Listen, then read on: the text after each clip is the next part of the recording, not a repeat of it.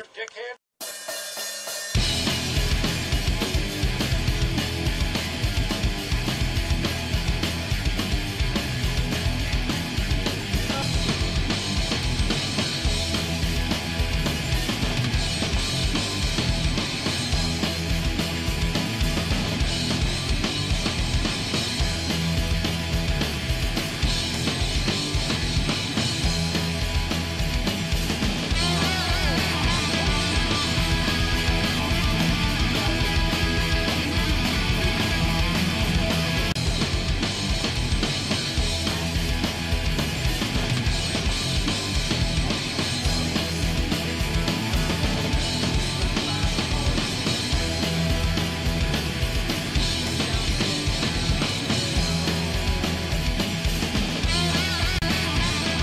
Hello and welcome to the Grumpy Old Man Wrestling Podcast. My name is Rick. I can't think of a funny intro on this episode. Crab, right next to me, cult of meat and double cheese, Chris Billito.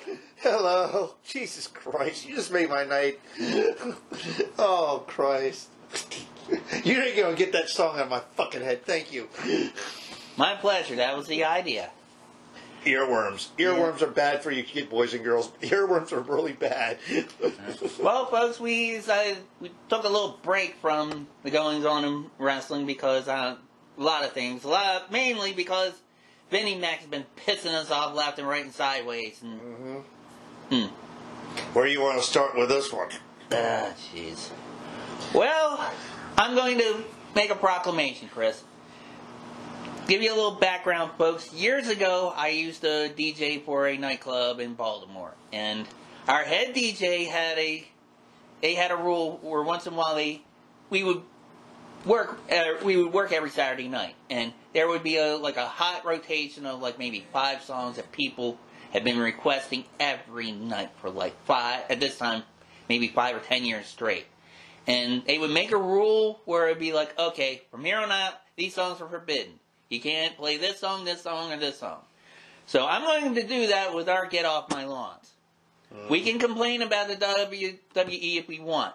But from here on out, we are not going to complain about talent releases. Mainly because it seem like they do it every goddamn week. And it's like... And it's almost like a breath of fresh air for the guys that they release. Right. Especially from NXT. My goodness. Yeah. Yeah. Right. But, you want to talk about, speaking of releases, you want to talk about the contracts going bye-bye?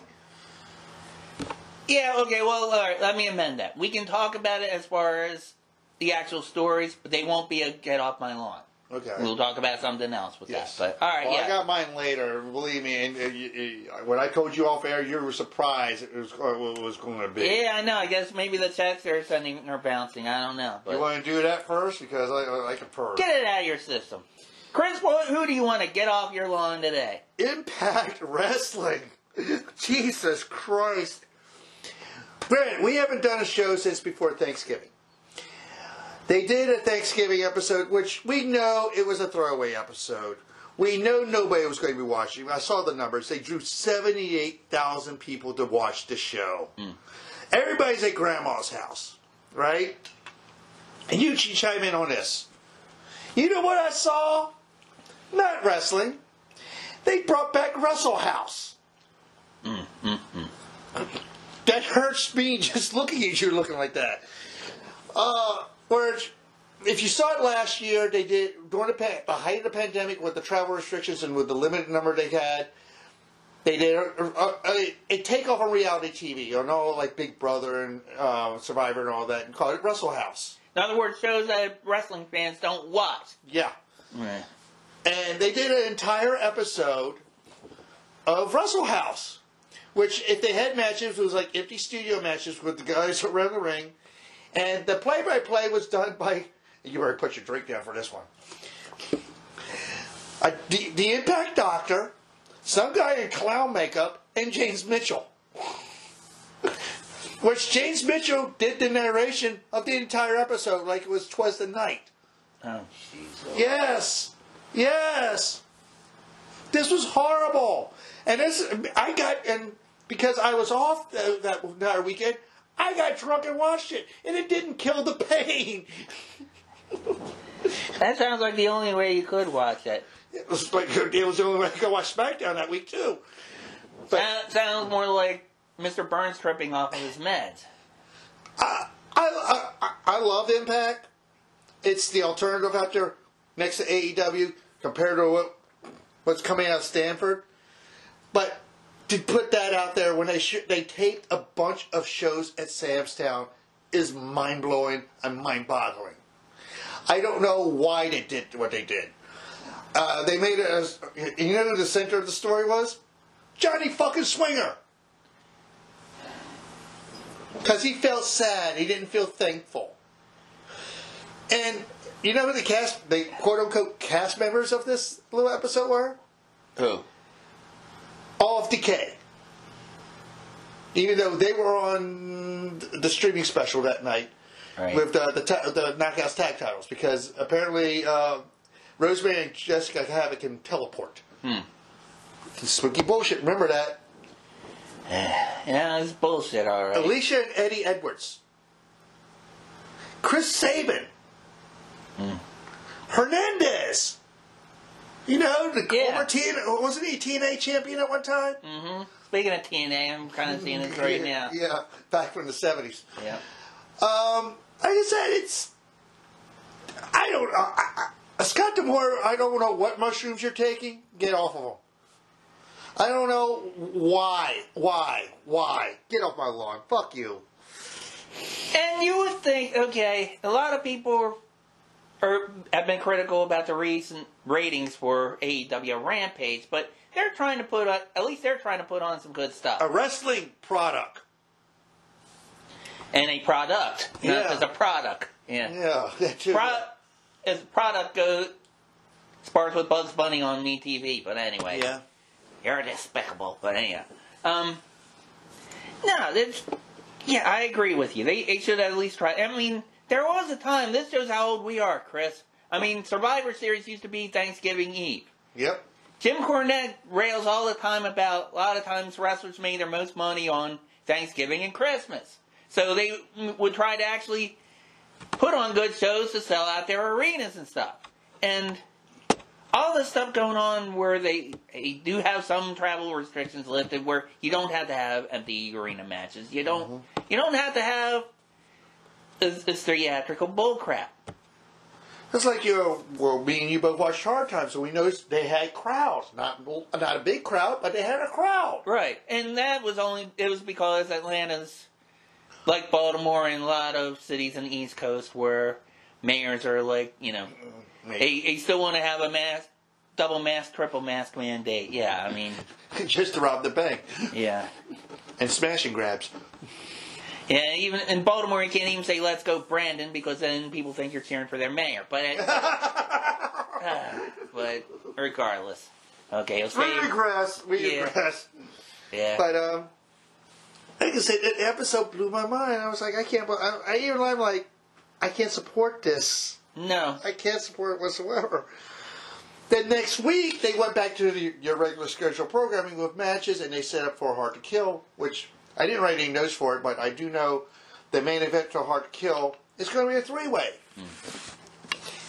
You'll love this. Moose has to defend against W. Morrissey, who is Big Cass, and a person you saw pop up on the NWA pay-per-view. Who? Matt Cardona, who has the main event at an Impact pay-per-view. Woo, woo, woo. Which even Moose made fun of him and called him mid Cardona. Mid card Cardona. Yeah. Well, that's because he was until he went to somewhere else and became like he became the hardcore legend. Yeah. The deathmatch legend. Yeah. Which on GCW, even Mick Foley said on GCW said, "Fuck you, Matt Cardona." Oh, jeez. That's one thing I'm surprised. Well, maybe next year if they get more ratings or more money. GCW should have had a pay-per-view on Fight TV for Thanksgiving. And they do have shows on Fight.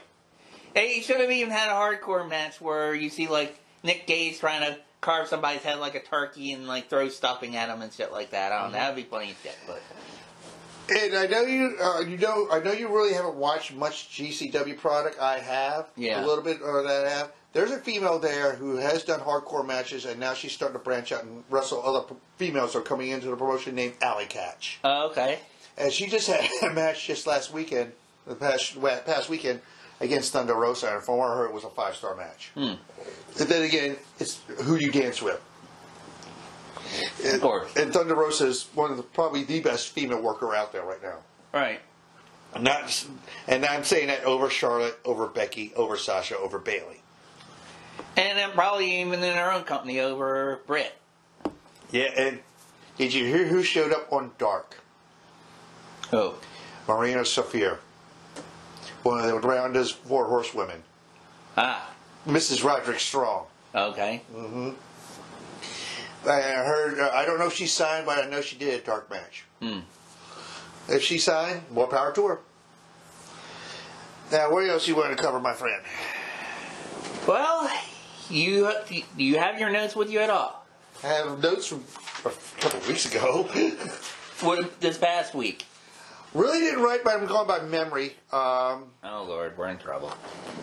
We can start with the pipe bomb in the room. Oh, yeah. or as MJF called it, a nuke. Yeah. Even Cornette loved it. Oh, yeah, yeah. Cornette loved it. I was 20 minutes of pure gold. Even casual fans I talked to at work were glued to this thing. Oh, sure. And they got the references. Yeah, everybody in that crowd did. It's a smart Now, do you think they gave too much shine on the WWE in those promos?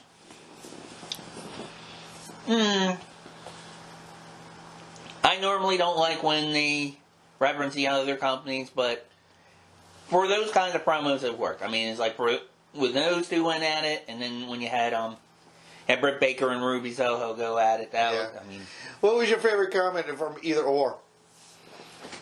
Let's see. When Punk called MJF less than famous Miz. No. And I was filling Madison Square Garden while you were marking out for Rosie O'Donnell. Yeah. My favorite comment was, PG Punk, you might have done more than hustle, loyalty, and respect, but I can see you. Right. I was like, I laughed my ass off. Oh, yeah, yeah. And seeing the crowd reactions, they had that crowd right in the palm of their hands, and they knew it. They knew it. Well, okay, we're going back 2 weeks, but last week, though, they had another match where what did MJF say CM stands for? Cooking meth. Cooking meth, yeah. I can't wait. They're in Long Island coming up. They're in MJF's backyard. Is Punk going to fire back? Yeah, I mean, I wouldn't be surprised if you see MJF get a cheap win this time. Or how many? They even said, Tony Schiavone even said he only wrestles like maybe 3 times a year. Yeah. Is he going to actually? Well, that's right. He's got the Diamond Ring coming out. The Diamond Ring tournament. Yeah. Yep. You think he'll win it for? This is not a prediction. Either that, or it wouldn't surprise me if Punk tried to sabotage his efforts or what. Yeah, I don't know. Just to feed into the feud. Just to feed into the feud, because this is the feud.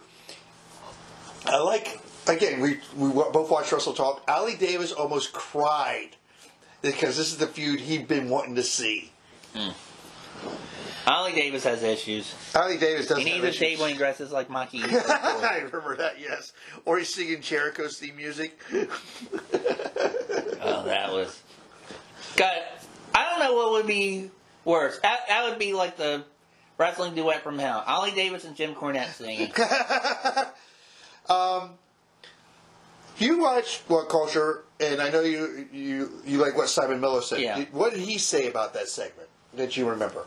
Oh, he enjoyed it. I mean... He gave it high marks? Yeah, he gave... I don't think he gave any downs. He might have given 1 down, if anything, on that card. But yeah, he's all about AEW. He's usually pretty positive, even when he is talking crap about it. He's much more positive than, Ali and his buddies. And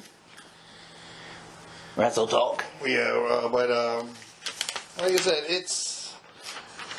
Did we cover Survivor Series last show? We did, but we'll go through it. Yes, I'll talk to you about that on the air, but off the air. But. Okay, because I forgot because we both talked. Don't. We're staying moving forward. We're not, not going too far back. Yeah, I'm not going too far back. I'm going through notes here. Just go from the previous week till today. But like I said, going back to my rant, what did I write on my notes for Impact? That's what you just told get off your lawn, yeah. Yeah, what did I write down? Not worth it. Yeah. But since I watched Raw after we got off the air last time, the last two Raws, it's not gotten worse, but it's not gotten better. Yeah. And ever since the egg. And they still have what's his face with Vince every now and then too. Is it? I agree with what Ali said. Is there a lot of gay innuendo there? I don't know about that. I think it's just It's just its usual dementia. I don't see anything like that. But when I saw the segment where he had Austin Theory sit in his office at the previous Raw after the last show. He had him sit in his office like he was sitting there with the principal, Yeah. And he always kept on saying, expect the unexpected. And then he slaps him at the end. I was totally confused. I think he was too. To Austin or Vince? Yes. Here's my thing with WWE. I don't watch it. They let people go, and it's the same people wrestling week after week after week after week. And it's one thing if you're going to have a long-term storyline, but they don't have long-term storylines. They had people who feuded like 5 years ago feuding again. Hence Miz and Edge. Perfect example. Owens and Rollins. New Day and Usos. I mean, come on, dude. It's like they're Memphis Wrestling. It's like it's like, how many times can you see Jerry Lawler and Bill Dundee? Come on, man. But they still sold out houses back then. Well, it's Memphis. What else are you going to do there? I mean, true. But, I don't know. Then, I watched NXT, and NXT is come and go with me. It's hot and cold. I mean, after the last show, it was kind of cold, and seeing some of the stuff on us. Then we had War Games, which I could dive right into War Games if you want.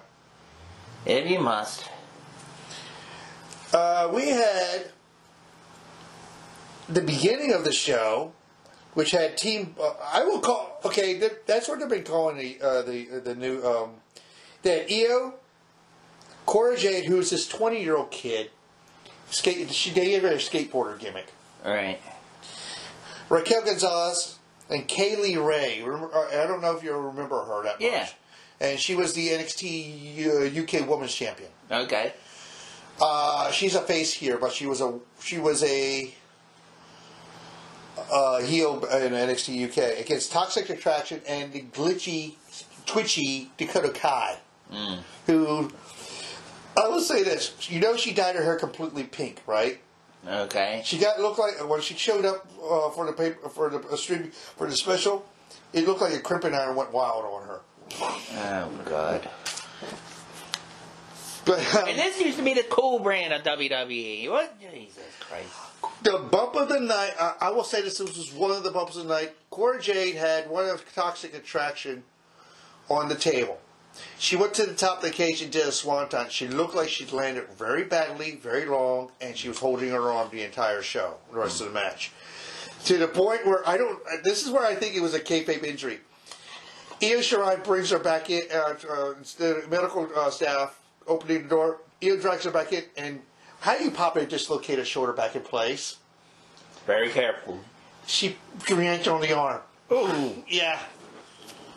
Oh my God. And Cora got the pin on one of Toxic Attraction, which wasn't Mandy Rose, so it protects Mandy Rose. Right. And it protects Raquel Gonzalez and keeps that feud going. It was pretty good. It was a good match for a War Games match. Right. Then we had Kyle O'Reilly and Von Wagner. If you remember, and I told you who Von Wagner's father was. Right. Against Imperium for the tag titles. Imperium is still the tag champs. Then afterwards, Von Wagner turned on O'Reilly. Oh, jeez, it was. Where O'Reilly got offensive and did the hand signal for Undisputed Era. Mm. We all know his contract is up as of today of this recording. Right. On December 7th.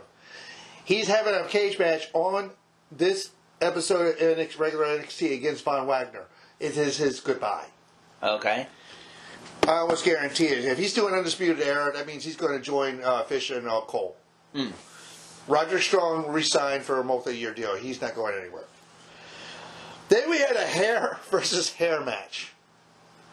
Oh God. One of the newbies, Duke Hudson. He's a big 6'5" guy, right? Yeah. His gimmick is he's a gambler. Okay. He's a British guy. Against the man who you've seen in Impact as Trevor Lee. He's here as Cameron Grimes. Mm. He beat Duke Hudson and shaved his head. Jeez, it was. Then we had the NXT Cruiserweight. Oh, I want to see your reaction to this. The 205 rule was waived. Hmm. It was Roderick Strong, the champion, versus Joe Gacy. Right. You know what the Joe Gacy gimmick is, right? Yeah, and apparently they're changing the 205, the Cruiserweight, to the all-inclusive bout. That's if Gacy won. He didn't win. Mm. Roderick Strong is still Cruiserweight champion, and thank God for the fuck of that. Right. Then we had the men's war game match, which it basically said it was NXT Black and Gold versus NXT 2.0. Which, correct me if I'm wrong, LA Knight just joined the company this year. Right. So would you still consider him Black and Gold?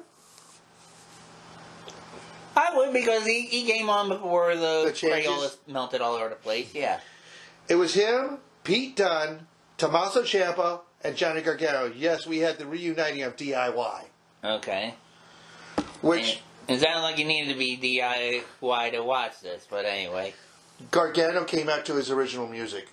Oh, boy. With the one-eyed smiley face thing. Right. And he came out to one of his original ring gear. So, to those who don't know, Gargano just signed a 1-week extension to his contract just to finish up this week. He is done. Is he? Because I was hearing that he's making an announcement, and some people are saying he could be an extension. Well, we're taping this as NXT is happening right now. Right. So we won't know. I won't know until I get home.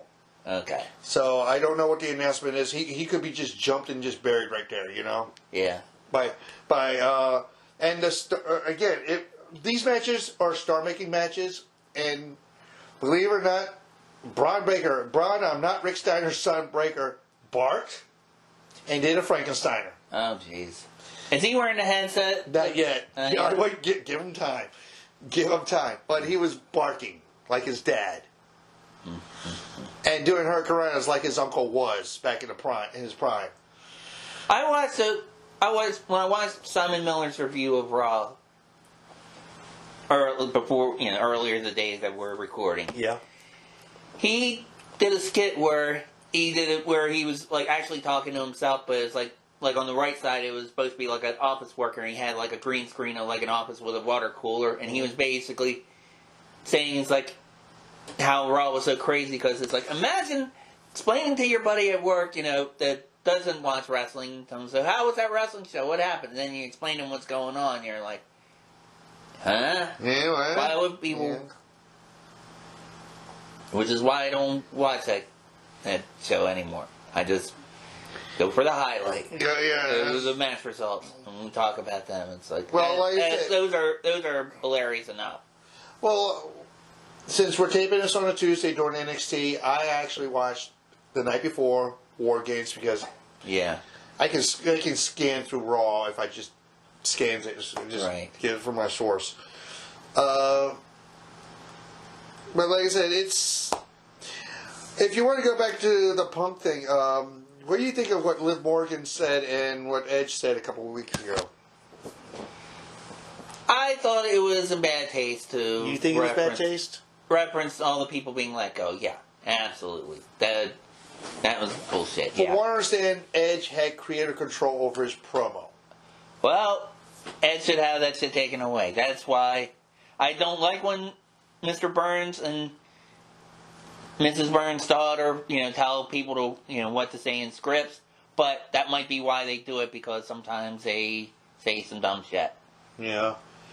But I think they did it to get the crowd reaction, and I think that's them firing back. It's a cheap pop. That's all. It's a cheap pop, and I think it was them firing back. Yeah.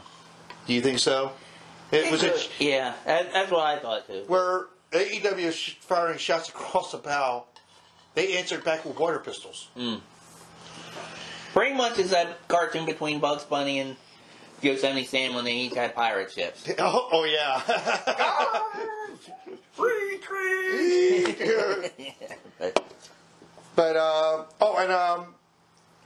You were. I read Twitter over the weekend. The woman who was Frankie Monet and went back to Taya Valkyrie declared herself a free agent. The 30-day no compete clause was over. And I think I told you this off air. Guess where she showed up? Where? Triple Mania. Ah. She is already challenging Deanna Purrazzo for the AAA Women's title. Wow, nice. Who did Deanna Purrazzo originally beat in her first title run for the Impact World title? Rest my memory. Taya Valkyrie. Ah. Or no, she beat Jordan Grace because Jordan Grace beat Taya, but Taya had a title match and she did beat Taya. So Taya came out, did it on a video wall, and basically said, "I'm back. I'm back, bitches." Okay, cool. All right, so let's get to Rampage. What happened there? Rampage. What did you think? Get the notes. Get the notes. Well, I don't have the notes from that recent one. Oh, That's not the recent one. No, that was last week. That was 2 weeks ago. Oh, it was it? Yeah, that was Riho versus Britt. Yeah. Rio versus Britt Baker. What did you think? That was the Black Friday. That was the Black Friday match. If Rio won, she would get the title shot. Right. That means we're going to have a Rio Britt Baker title match coming down the road. Possibly, yeah. Now the last one we saw was the Tony Nese Sammy Guevara match. Yeah, you're right. What you think? That was a good match. The only thing about that, though, I always said on the show repeatedly, suspension of disbelief. Sammy Guevara, yeah, I get it. You're the Spanish god. You're a Spanish god, and you're also selling the storyline that you have injured ribs. Look, I don't know if you ever had injured ribs, Chris, or if you had after a Slayer show, right? Or if you had, for those of you who haven't, folks. Okay, there are a lot. You are very limited to what you can do, and you can't breathe that well. You can't breathe, or it's hard to breathe or walk, much less do plunges, hurricanranas. That tope suicida he did, the twisting one he did. Right. Yeah, I mean, and then when you get hit, when supposedly you get hit from a table, and then you can come back and come on. Dude, Even Dan Lambert did that bit about people diving off a balcony, hitting off the table and getting a 2 count, Right. I mean, it was a good match, but okay, this is why old schoolers like Cornette have criticized AEW in the past. Because do you think, again, we're going to say this for about a lot of people, do you think Vince missed the ball on Tony Nese? He missed the ball. He missed the MLB TV subscription. He missed the hot dog vendor, the peanut vendor. He missed, Harry Carey saying, "Take me out of the ball game." He missed that, He's a former WWE Cruiserweight champion. Yeah, and he hardly ever used him, but he was a typical NXT guy. He didn't look like a roided out freak like Vince has a hard on for. Yeah, that we're seeing now with the 2.0 kids. Right. Then we saw Jade Cargill versus Thunder Rosa's little student. What was her name? With the mohawk. Kaya, something I forget. They called her the Kick Demon. Yeah. Yeah, we didn't see anything. This is my complaint about this. If her gimmick is a Kick Demon, at least get some offense. And I know Jade's supposed to be this monster destroying everything in sight, but have some offense. Right. It was 3 moves. Basically, I think a clothesline, a kick, and the her version of the Glam Slam. That was it. Well, the problem is, I like Jade Cargill, but she's greener than this can of Canada Dry ginger ale that I'm looking at right now. Product placement. Thank you, placement. Yeah. Green. I'll give some more product placement. Greener than the NyQuil you drink on during the holidays. My teeth are green. Very fucking Christmas. Right. Now, I think they should have made... I mean, usually, a lot of times these matches we see with, like, Punk or Bryan Danielson, it's like they're made to be look more competitive than they are. Yeah. This, I thought they should have done that with Cargill. I agree. They should have let this girl get some offense. I mean, the whole reason she was there is because she was a protege at Thunder Rosa's. And it builds up the match coming up. They could have had a more competitive match. Still let Jade Cargill win, and then have her be an asshole and keep beating up on the squashy until Thunder Rosa came and saved her, which kind of how the match ended. I like how she just... Okay, the earrings are coming off. I was like, oh, shit. Yeah. I love Thunder Rosa. Me and you both have a definite soft spot in our hearts for Thunder Rosa, and she's probably one of the best workers out there. Oh, yeah. Not only as talent, but also I like her YouTube channel. I don't know if you've seen lately. Did you watch her Q&A the other night? No, I've been watching the last few episodes. As her thing, she's doing like what the Bunny does with her vlogs. Yeah. Bunny, they go to places around town, and they usually have Oreo taste tests. Thunder Rosa's going to every taco place. She's asking fans for recommendations, saying, hey, I'm going to Norfolk, Virginia. What's a good place for tacos? And she would be going with a different restaurant. If one of our listeners is Danny McDevitt, get her to come here. We can recommend some taco places in Baltimore. Oh, yeah, no doubt. And you were talking about, should we tell Bev off the air about the convention coming up in Philly with Sabu? There's an episode of Thunder Rosa's vlog we should recommend because she's having tacos with Jerry Lynn. Oh, damn. Yeah. Is this kind of like the Up, Up, Down, Down where he interviews people playing video games and just talking bullshit? No, well, she interviews. I mean, she doesn't interview him. And then they have tacos together. But they just shoot the shit. Exactly. Yeah. That's kind of cool. I mean, she's trying to put herself more out there in social media, and I just like what Cardona did when he first started. Well, one vlog she did was interesting. Was in Norfolk. She said she was really happy to work there because it was Veterans Day, and her husband was in the Navy, and she said when he was in the Navy, he was stationed in Norfolk. No shit. And she said because of that, it was like she wanted to wrestle there really bad, and she was glad she did. And she went to like a lot of cool museums and stuff nearby, and well, I thought that was kind of cool because. If there's a wrestling promotion in Alaska, I'd like to see if there's a taco joint. Well, hey. Yeah, I'm sure it'll be open all night, depending what part of Alaska you're in. Yeah. But, what was the main event of the previous Rampage? It's not on here. Was it the street fight? Was it a street fight? No, it was the tag with, Oh, yeah, it was FTR versus, Pac and Penta, yeah. What did you think of the ending with Malachi? Yeah, that's... It furthers a feud. Yeah. Yeah. It reminded me of Kill Bill 2, if you remember that movie. Barely. Well, if you remember, Daryl Hannah was an assassin who had lost her eye. Yeah. My eye, bitch! Yep, and, then Uma Thurman took the other one out, but... So we're going to have a blind Pac with a dog? Yeah. Yeah, maybe we'll have, like, the blind match, bring back the match like that Jake Roberts and Rick Martel had. Oh, that would be great. Yeah. That would be great. What's in our next pay-per-view? Is that Revolution in February?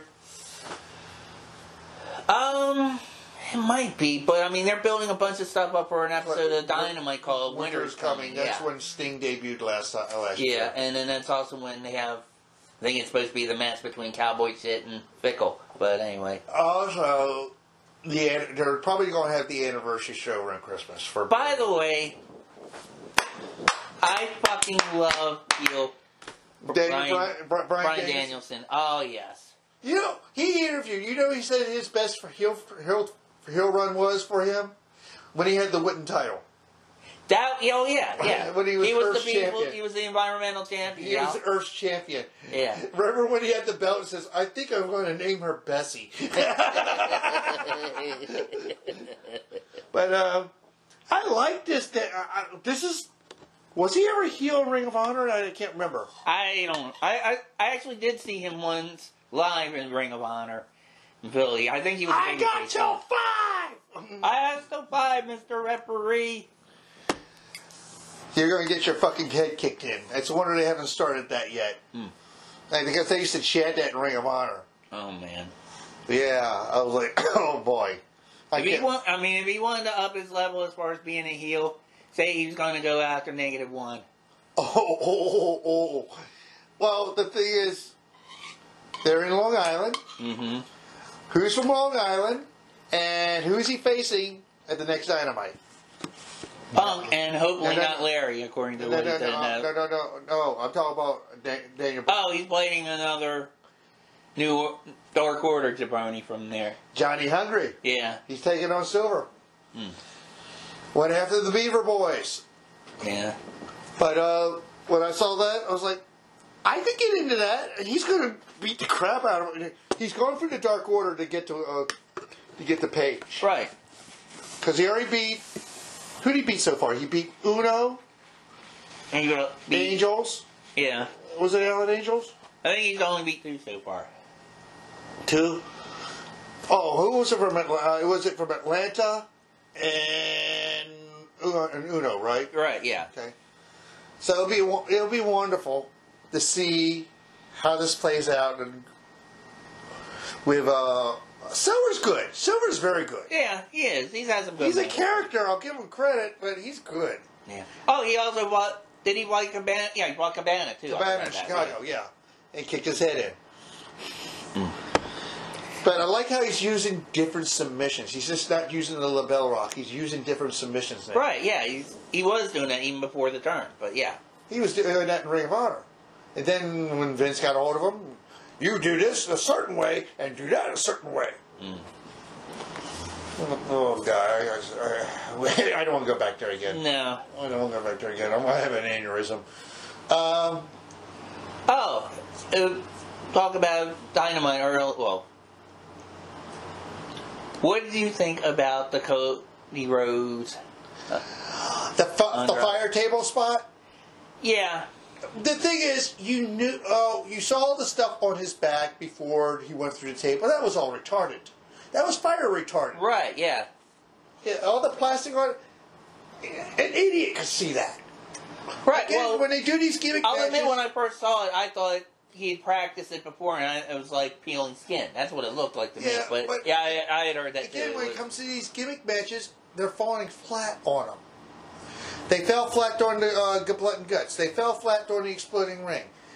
I think they fell flat a little bit on this.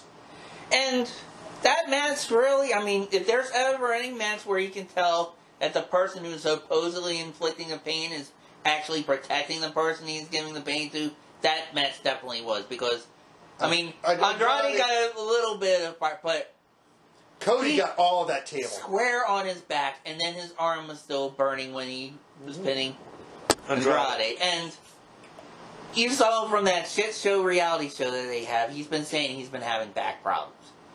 That couldn't have helped it in any way. No. I mean, unless it's like taking like Shaq's Icy Hot commercials to an extreme, but Icy Hot with the Ice Queen, setting that fire for him. And on a side note about Andrade, I feel sorry for the man. He just got dumped. Him and Charlotte are no longer together, and that means I wonder if he's still close with what was going to be his future father-in-law. Yeah, who knows? I mean, I guess it's kind of tough. I still don't understand why. I guess it's some personal stuff, though. Yeah. Well, from what I heard, she's turned into a turbo bitch, so. Yeah, well.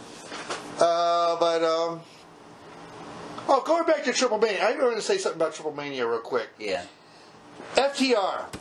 Did I tell you who? I told you off air. Who was their manager? It came out to them in. It wasn't in Mexico City. It was in Monterrey. I forget. Refresh my memory. It was Vicky Guerrero. Oh yeah. And she did a total anti-Mexican promo. You might as well just have her wear a MAGA hat. Right, yeah. Oh my God, she was wearing red, white, and blue. And she said, she looked at the crowd and she says, "You're the reason why Eddie left." I was like, oh my God. Right. And she brought, who is the Spanish announce guy from WWE who works there? Hugo something. Oh. Samovich or whatever his name was. Hugo, they had a Hugo translate everything they said.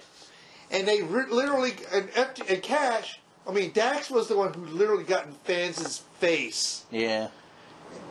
And it looks like they had a capacity crowd down in Monterey. I haven't watched the match against it, but I do know that they did retain the AAA tag titles down there. Right. And Viking, some kid named Viking El Hilo, Okay. who's 24 years old, is your new AAA Mega Champion. Wow. He beat in a 5-way or 7-way that had Bobby Fish and Jay Lethal in it. Oh, no shit. The only thing I hate about watching these AAA shows is the camera angles. They keep on going close, then they have to go back and show the entire thing because they have the sponsors on the Titantron. Right. And they have to keep on showing those sponsors. And they show La Parca as one of the sponsors selling like mayonnaise or some shit like that. When I saw that, I was like, what the fuck is this all about? Yeah. But I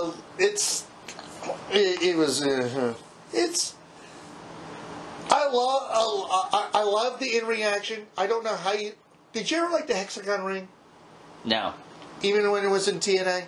Especially when it was in TNA. They've been using it in Mexico for I don't know how long. Yeah. Now, you want to talk about Hard Times? Hard Times! It was some hard times, baby, in Atlanta. Yep. NWA had their Hard Times 2 pay-per-view. They went back to what they call the NWA Arena, which is the p.p.v studios in Atlanta, Georgia. With a crowd. Yeah, and they even said because of COVID protocols, I guess because of mask mandates and stuff in Atlanta, they only had their arena, they had like 3 sections of stands, and they only had the middle section occupied. And that wasn't all we occupied. I think they had maybe 30% capacity. It could have been like a capacity restriction itself. But, yeah. What did you think of the show? You're always asking me, but I watched the main show. I didn't watch the pre-show because I couldn't find it. The main show was actually pretty good. Yeah, I agree. It looks like they updated the style a little bit, you know? Well, there were more suicinas and more aerial moves and stuff like that, but I mean, it was... Again, I do not like Velvet.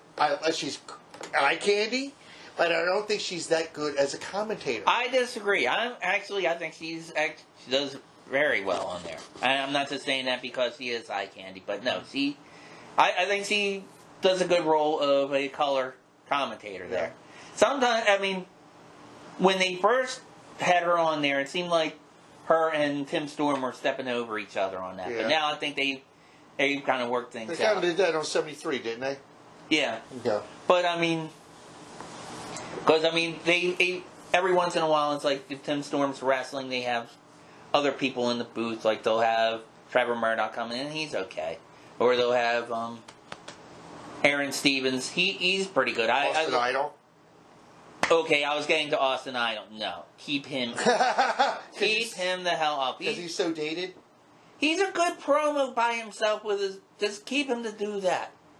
The whole thing is like... the whole time it's him saying to Velvet that you know you want me, baby, and all this stuff. It's like, dude, she's your granddaughter's age. Calm the fuck down. Yeah, he's alright. Just because you're Memphis, you're not Jerry Lawler, okay? Come on, man. Don't be creepy grandpa. That is creepy as fuck. I mean, yeah, okay, he's supposed to be a heel, but come on, dude. No. He still thinks... what was his gimmick back then? He was like the universal heartthrob? Yep, he still calls himself that. He still thinks he is, even though he's...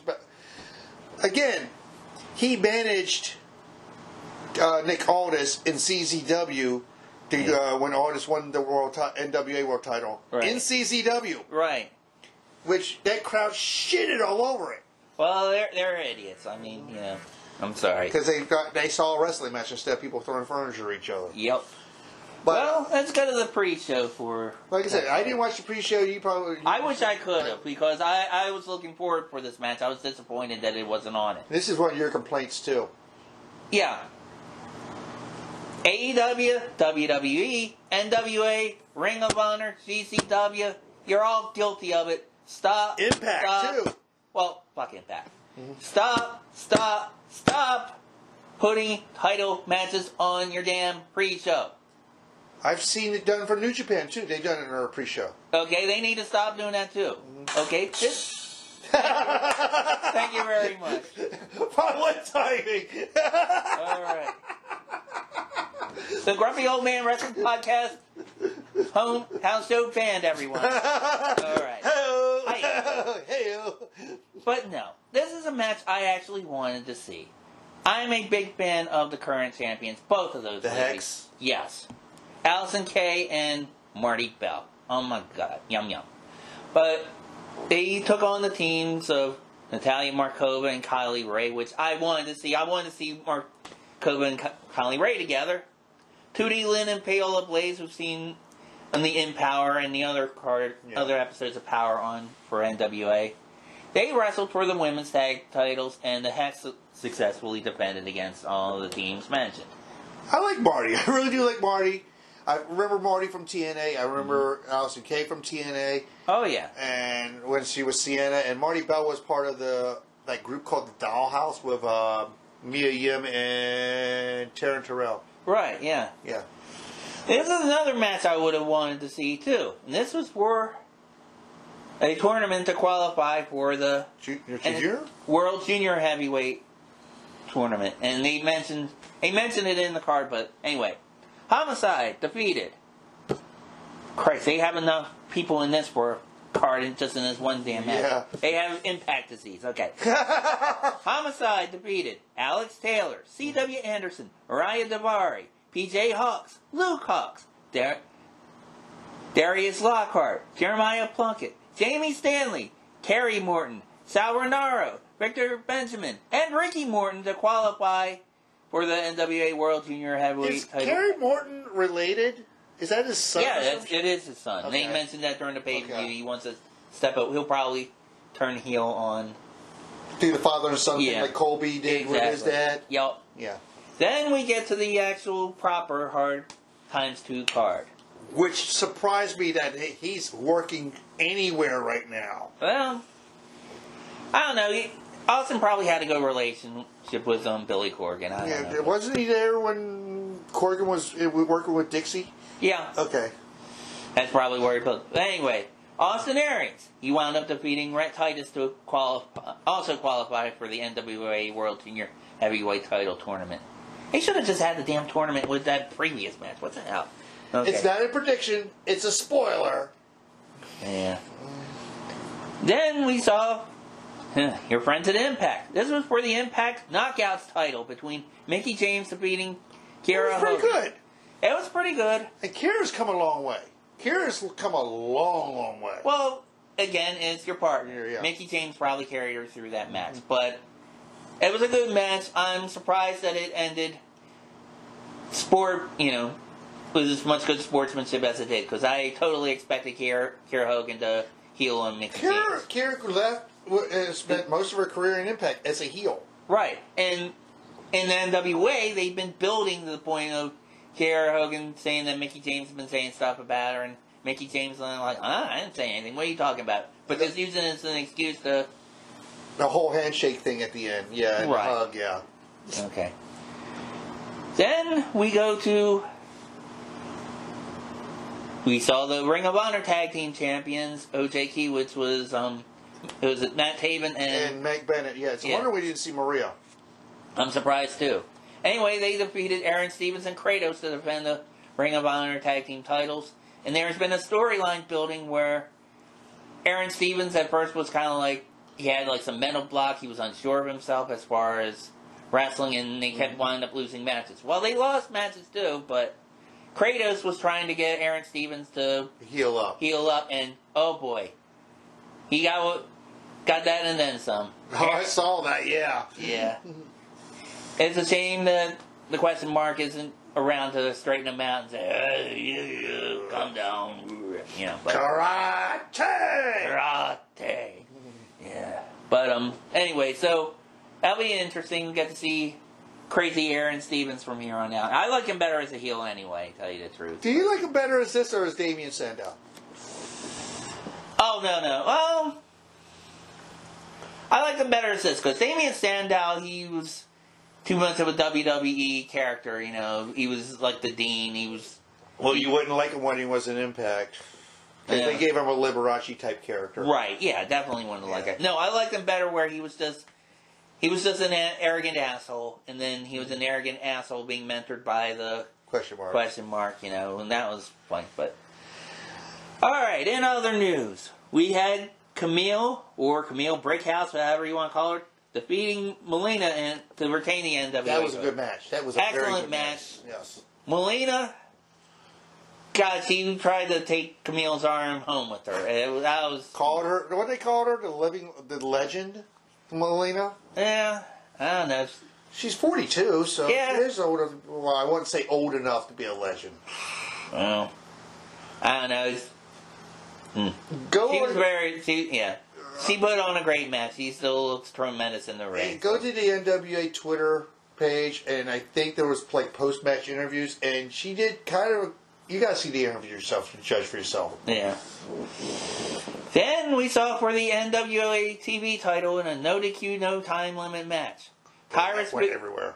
That went everywhere. Yeah, Tyrus defeated Scion to retain that title. Who was the special referee? The Pope was the special referee, and after Tyrus egged on Pope started fighting Tyrus, and he accidentally hit Scion, and Tyrus took advantage of that to win the belt. There was a story came out of that said Pope legit got injured. That didn't happen then. That happened later. We'll get to that. Okay. Now, one thing, these results haven't said anything. I'm going to scroll down, double check, make sure. They didn't say anything about they had two legends come out to basically give speeches. We had a tribute to Jazz. Yeah, with her husband coming out. out. That was great. That was awesome. Especially had all the women that she trained over ringside. That was. And now she's a producer there now, which is awesome. And her and her husband run a school in Texas, so they probably train a lot of those girls. I know. Genocide came out of there. Yeah. They probably had a few girls there at one time there or another. Then we had the NWA tag team titles. We had Rebellion, which is Bestia 666, or Bestia 666. We're American. Fuck it. And Mecha Wolf 450 defeated the Ends, Odinson, and Paro to retain the titles. So you had Mexicans beat Vikings. Yeah, and what surprised me was I expected the End to be more of the baby faces there, but then people were cheering for the Rebellion. That was an excellent match. I mean, they're good tag titles. And who showed up afterwards? Oh, that was one of Fandango and somebody. Fandango and JTG. Yeah. So you got part of Crime Time and half of Breezango. Okay. Yeah. You make up your own name. Right. Yeah, I'll call them Future Endeavors. But anyway. Oh, damn. All right. Then we had, this was kind of a strange match, Chris. You had Chris Adonis from Strictly Business defending his national heavyweight title against Jedias, managed by your buddy, the Sinister Minister. And people, I don't know, somehow Chris Adonis was the babyface in this, even, or at least the fan favorite for this match, even though he's a steaming asshole any other time. Well, they didn't go by James Mitchell. They went by Sinister Minister. No, he said, actually, he went by both. Okay. He did mention, yeah. And Mitchell is a great foil for anything. Right. Yeah. Although, I'll be honest, as far as a ringside matcher, he didn't really do a whole hell of a lot as far as, interference or anything like that. He hasn't done that. Well, he's up there in age now. You don't know if he has physical limitations. Yeah. And all that shit. Well, any physical limitations he did to himself in ECW promos. But. Yeah. Or TNA.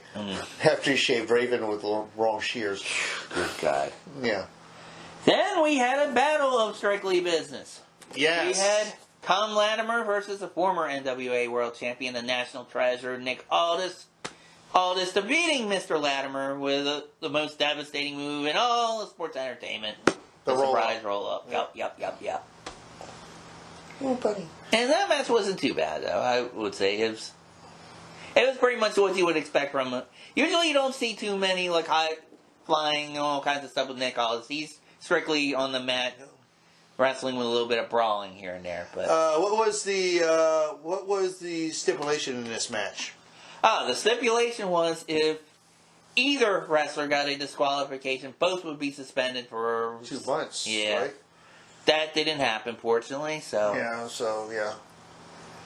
What other legend showed up? Oh yeah, Nick Foley. Wearing his Christmas gear like usual. Mm-hmm. And he even mentioned, well, when he was his last match in the NWA, when NWA became, before the name change. Right. And I remember him in NWA, and I remember him with Sullivan and Buzz Sawyer.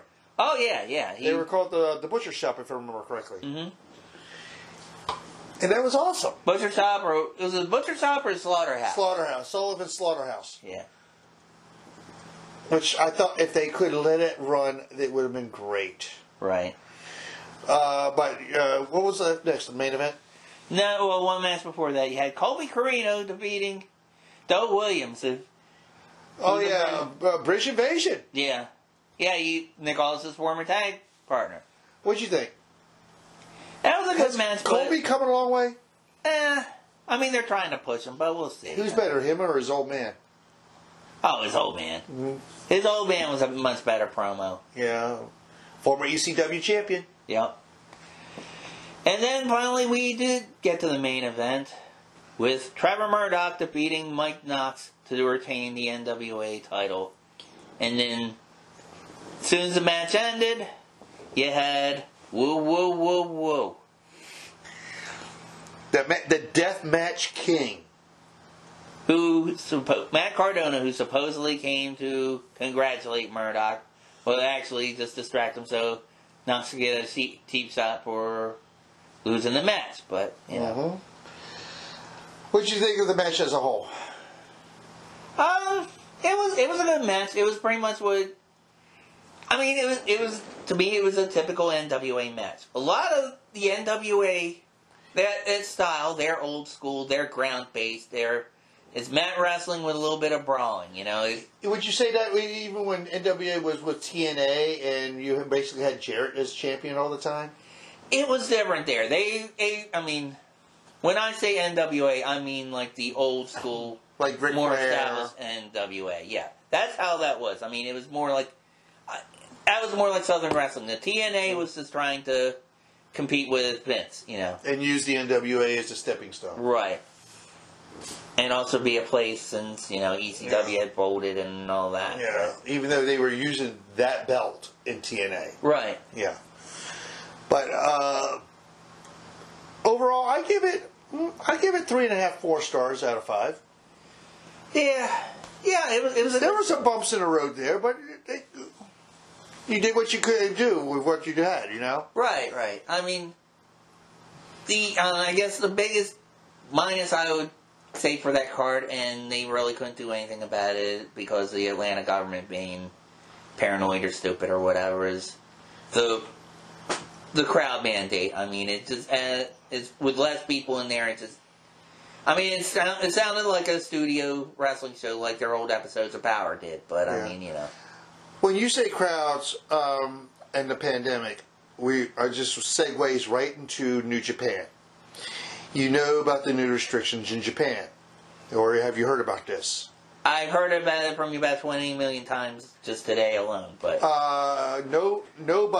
nobody goes in or out of that country. They are in complete tourism lockdown. Right. Wrestle Kingdom is 4 weeks. And about 4 weeks, and they have to change the card around because they can't get the people they want to come in. Jay White's in this country. He's probably going to have to stay in this country. Right. Okada has the main event. As far as I know, he's still in this country.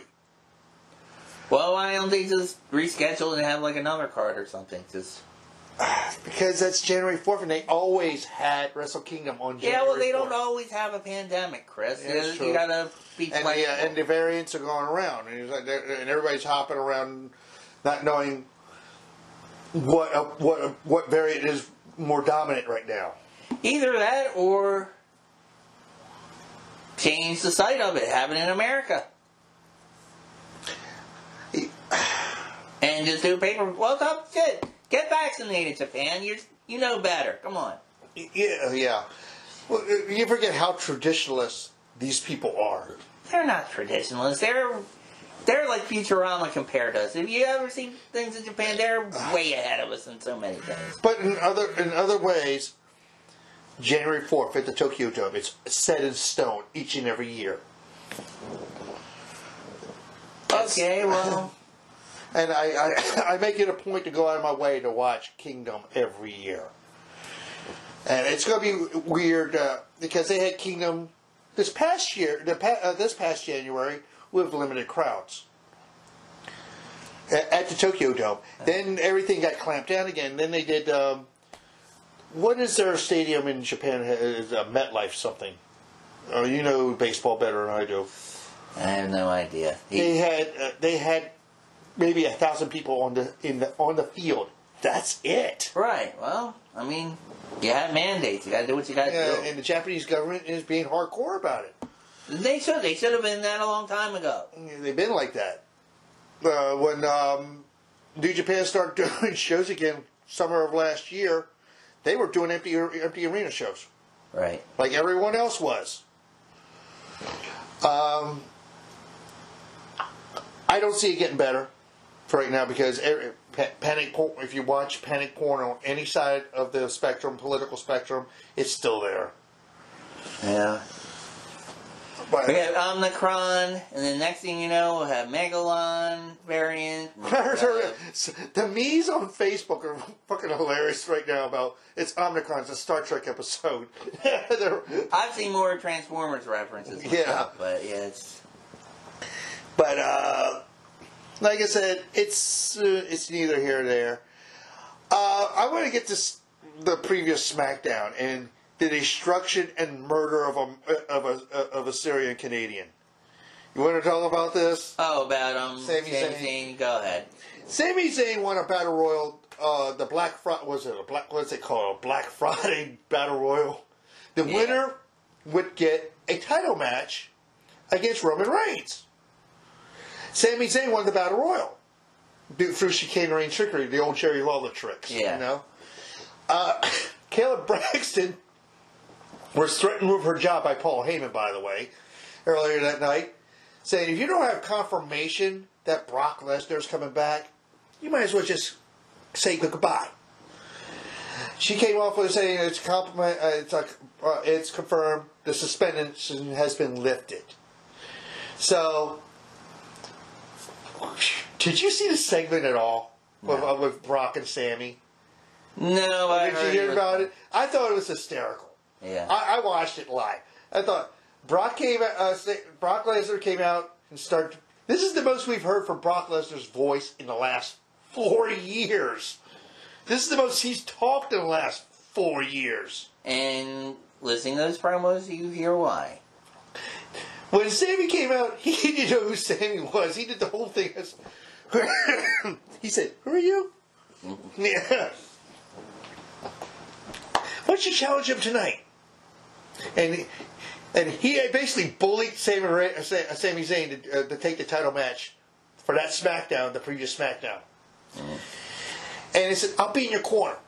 I'll support you." Let it be known that right before the title match, before Roman comes out, we saw the murder of a white man. Which white man this time? The Syrian. The Syrian descent. He took him to Suplex City at least 3 times and gave him 2 F5s. And propped him against the corner and left. Just for Roman to come in and spear him. The winner of this match would have gotten Brock at day 1 of the pay-per-view. Right.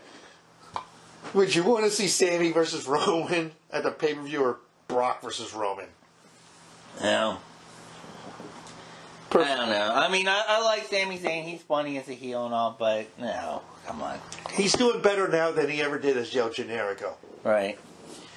I'm actually kind of curious what especially after what happened in the previous Raw, I'm curious about this Day 1 pay-per-view. Right. Because we now have set in stone Brock versus Roman for the Universal title. Right. From what I understand, we now have a three-way as of right now for the world title of Big E defending against Seth Rollins. Right. And who else? And Kevin Owens. A fourth person may be added to that match. Because did you hear what happened? Okay, refresh my memory. During the commercial break after the cage match, when Rollins did a beatdown on both of them, out comes Bobby Lashley. Oh, yeah. Lashley destroyed all three. So we might have a fatal four-way now. Good. You see, I like E. I really like E. He should stay. They should have kept New Day together. Because they're better together than they are apart. Right. I don't see him. I see him drop. And this is not a prediction. This is a speculation. I see him dropping the title at Day 1 back to Bobby Lashley. Because they don't know what to do with any of them. Yeah. They have so much talent. It's just they don't know. What talent? They got rid of everybody. But still, I don't know. I mean, there's some guys some wrestlers that are still good there, but they're just not being used properly. Mm-hmm. And I'm talking about the main ones that are shown regularly, but there are some that aren't used. It's like Rude and Ziggler are hardly ever used. They should be used more. I heard Ricochet should be used more. Well, they're doing video promos for him now on SmackDown. Looks like they're going to repackage him a tiny bit. Yeah. From what I understand, I watched first half hour of Raw getting ready for work this morning. I'm going to watch the rest of it after I get home after this show. The main event was supposed to be the cage match. They reshuffled it and made the first match. I will say this. Usually the first 20 minutes, 25 minutes are just them talking. We had the cage match right away. Right. Which I think maybe Vince is finally seeing the forest from the trees a little bit. You think? I don't think he cares. The only forest closest thing to a forest is the paper from trees that he's getting from fucking Saudi Arabia. That's all he cares about. Then they switched it because the women's match was supposed to be first. Then they moved that to the main event. And from what all accounts I heard, it was an excellent main event between Liv Morgan and Becky Lynch. Yeah, good for them. Liv, what do you think of Liv Morgan as a worker? She's okay. I mean, she's okay. Right. Yeah. Again, it's your partner, and Becky's probably on the hottest streak of her career right now. Right. And this is going back before she had the baby. And I heard how she won.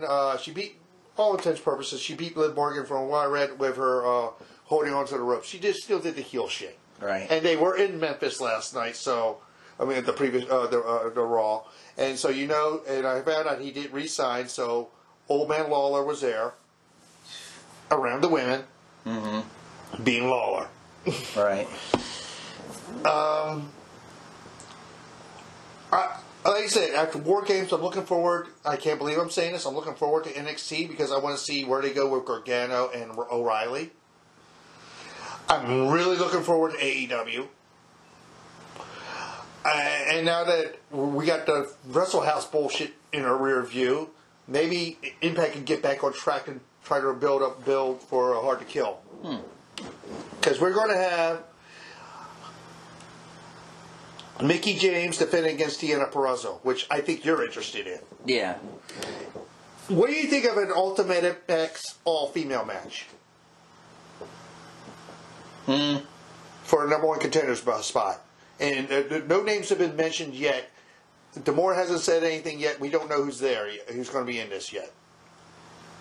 I don't know. I mean, Ultimate X, I never liked those matches because it's why don't you just climb a ladder and get the it's like basically it's a mid card. It's like something for the mid card to do, or the X division. Yeah. All right. Well, in other news, I happen to see the story just as we were giving the result for NWA. Says that Mick Foley visits Jim Ross as he battles skin cancer. Easy for me to say. Yeah. And this is an article by a reporter named Ryan Clark. Mm-hmm. Two WWE Hall of Famers and Mick Foley and Jim Ross met up Monday. Mick Foley took to Twitter today to reveal that he went and visited Jim Ross as he continues on with his treatments for skin cancer. Foley tweeted out the following photo along with the following caption. Well, obviously we're not showing you the photo first, but... I love what he wrote. Okay. Quote, check out that view. I'm talking about the ocean, not me and JR. We had a great visit, and JR was stuffing a mud hole in Cancer's ass and walking it dry. Oh, good for him. It said, Ross began radiation treatment for his skin cancer on November 29th. He is currently expected to return to the AEW commentary booth on December 29th, as long as everything goes well. Well, hope that it does. Good luck, JR. Keep doing what you're doing. So... I'm reading results right now of what's going on in NXT. Okay. As of right now, Von Wagner beats Kyle O'Reilly. Okay. So I think that is his Kyle Swan song out. Right. Nothing about Gargano yet. Okay. All right. Go ahead. Okay, Chris. Remember, this is radio. Okay, so dead air. Right now, I'm just reading results. Sorry. Okay. All right. Yeah. But I like what Excalibur kept on hammering that point home. JR get well, Jim Ross get well. Yeah, you heard it. Excalibur kept on saying that. I think even Tony Schiavone said something, didn't he? Yeah, and I like one comment that Wrestle Talk had said something too. He said, "Imagine that, a company wishing well while he's getting a medical procedure, unlike what WWE did when Ross was out." If you remember, Super McMahon actually did an angle for it where he kept saying, here's your problem, JR, you got it. Remember, he did that bow operation and said, remember, here's your problem, JR, you got your head up your ass. And it had like a sculpted head of Jim Ross and all. What did Jim Ross he's had some power in a lot of these companies in WCW. He was on a plane right from hell. He was head of talent relations. But, what is it about him that whenever that man gets sick, AEW thankfully is not doing this, but WWE had that angle, and then you had, in WCW, you had Russo and... Yeah, doing it for Raw and with... doing the Oklahoma. Yeah. Hooray! Pinata! It's... Well, I go so far back as remembering Ross and UWF. Yeah, I remember seeing him there. Yeah, that's probably the first time I've seen him. And he was referee there at one time, wasn't he? Yeah, well, he was with Mid-South, when they were still Mid-South. He was there before then, too. He's been around forever, and he's a staple. Yeah, right. Even though when he did New Japan, his references were dated. I hate to say that. I really hate to say that. He was doing a lot of dated references for New Japan. It was dated. There's also a cultural difference of their wrestling, too. And, the whole strong style thing that you hate. Yeah. Then they're selling bullshit, yeah. Yeah. But I wish Jim Ross speedy recovery. It looks like he's going to be, from what that article said, he looks like he's going to be back by December 29th. Right. And if he's back by December... Wait a minute. I'm sorry, we're watching TV. Is that the guy from Animal House in the back? I have no idea. Get back to the show. Okay. But we hope Jim Ross has a speedy recovery. December 29th, he's going to be back. He's going to be back. I think he's going to be back stronger than ever. Yeah. Seems like he's doing well with his treatment. He's showing multiple updates on Twitter, so... Anything else, my friend? I can't think of anything at the moment. Just... Like I said, keep an eye on Twitter for... If it's not for us, there's other sources out there more breaking than we are. Yeah, no doubt. Well, we're about as broken as any can get, but anyhow. Breaking news only when it's breaking. Yeah. That's what Spiegel said on 98 Rock. Yeah, and the only time it breaks more is when you go back to the cult of meat and double cheese. You cut the double cheese, but anyway. Like I said, I'll start writing results again. But, okay, on that note, we'll talk to you next time. See ya! Stay safe and have a nice day, shitheads! What up?